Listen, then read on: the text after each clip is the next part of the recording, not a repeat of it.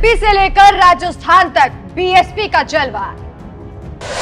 मायावती सिर्फ यूपी तक ही सीमित नहीं है, हर प्रदेश में है इनकी मजबूत पकड़। इन्हें नजरअंदाज करना पड़ेगा भारी।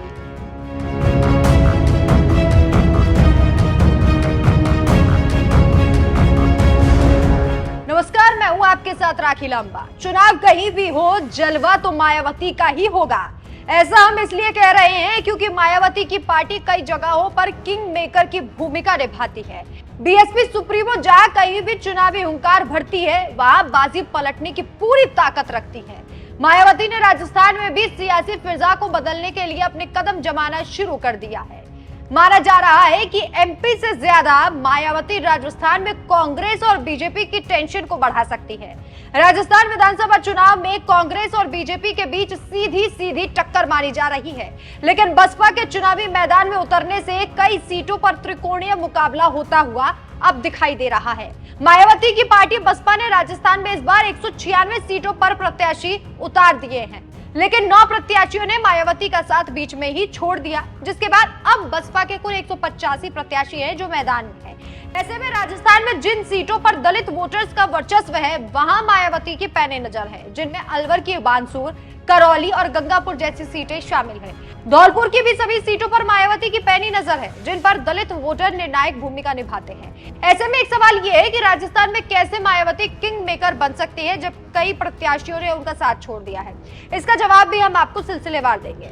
बसपा इस बार के राजस्थान विधानसभा चुनाव में तीसरी ताकत के रूप में उभरते हुए दिखाई दे रही है। बसपा साल 2008 और 2018 में 6 सीटें जीतकर किंग मेकर रह चुकी है। बीते चुनाव में बसपा ने 190 सीटों पर अपने उम्मीदवार उतारे थे, जिनमें से 6 विधायक जीते थे। अन्य 25 सीटों पर मुख्य मुकाबले में रही थी। इन 25 सीटों में कांग्रेस, बीजेपी और निर्दलीय प्रत्याशी जितने मार्जिन से जीते थे, उससे ज्यादा बसपा को वोट मिले थे, लेकिन 5000 से लेकर 50,000 तक वोट हासिल करने में कामयाब रही। मायावती की पार्टी बसपा राजस्थान में करीब 3 दर्जन विधानसभा सीटों पर किसी भी सियासी दल का खेल बनाने और बिगाड़ने की भी ताकत रखती है। बसपा ने साल 2018 में 4% वोटों के साथ 6 सीटें जीती। साल 2013 में बसपा के 3 विधायक जीतने में कामयाब रहे, जबकि साल 2008 में बसपा 7.5% से भी ज्यादा वोट हासिल करने में कामयाब रही थी और 6 विधायक जीते थे। पिछले 20 सालों में हर 5 साल पर सत्ता परिवर्तन के ट्रेंड में कांग्रेस 2 बार 2008 और 2018 में सत्ता हासिल करती नजर आई, लेकिन दोनों बार बसपा के सहयोग से ये संभव हुआ। यानी कि बसपा के समर्थन से राजस्थान में कांग्रेस की 2 बार सरकार बन चुकी है, परंतु दोनों ही बार सीएम अशोक गहलोत ने मायावती के विधायकों का कांग्रेस में विलय करा लिया, जिसके बाद मायावती ने कहा कि इस बार के चुनाव के बाद अगर उनके समर्थन से कोई सरकार बनती है तो सरकार में भी शामिल रहेंगी। इस बार मायावती इसी प्लान के साथ राजस्थान के रण में उतरी है। राजस्थान में बसपा का आधार पूर्वी राजस्थान के शेखावटी इलाके में है। पिछले चुनावों में यहाँ बसपा का उम्मीदवार जीता था।